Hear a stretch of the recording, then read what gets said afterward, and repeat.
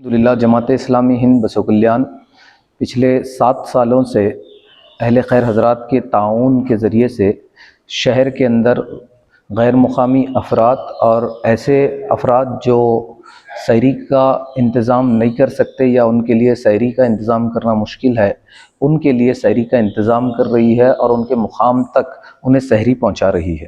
اس سرگرمی میں روزانہ 60 کلو کھانا پکایا جاتا ہے، جو ہر دن الگ الگ ڈش ہوتی ہیں، جیسے کبھی دال رائس ہوتا ہے، کبھی ویج بریانی ہوتی ہے، کبھی پنیر شملہ مرچ، اس طریقے کی چیزیں بنائی جا رہی ہیں۔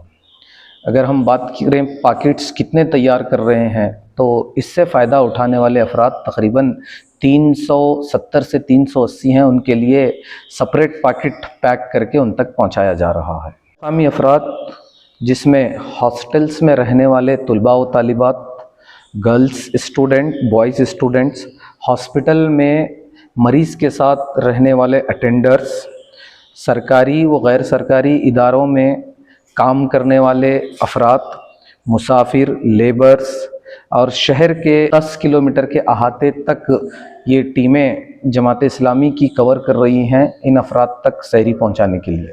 اس ٹیم میں 15 افراد موجود ہیں جو پچھلے 7 سالوں سے اس کار خیر کا کام انجام دے رہے ہیں۔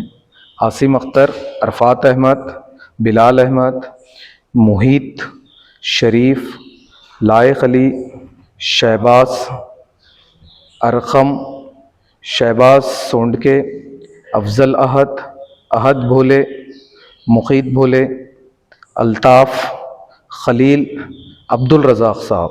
رمضان کے مکمل مہینے میں رات بھر یہ ٹیمیں جاگ کر سحری کا انتظام کر رہی ہیں۔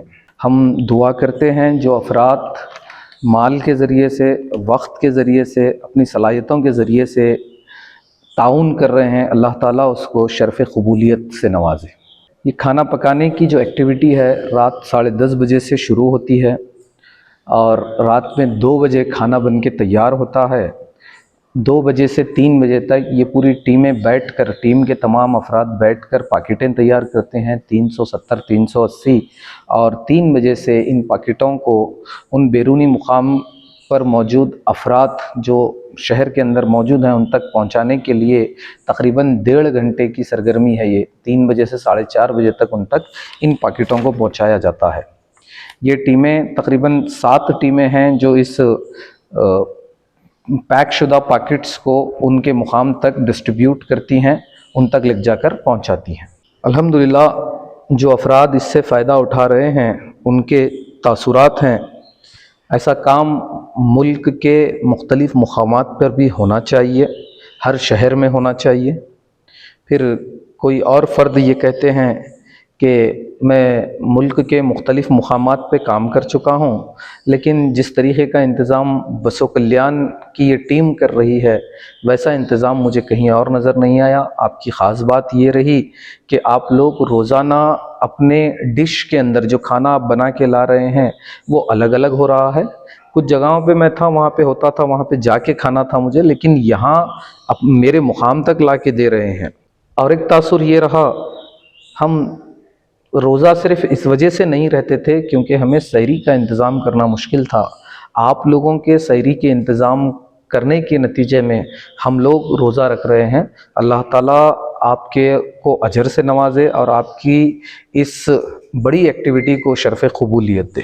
اس کا مالی انتظام شہر کے اہل خیر افراد سے ہی ہوتا رہا ہے۔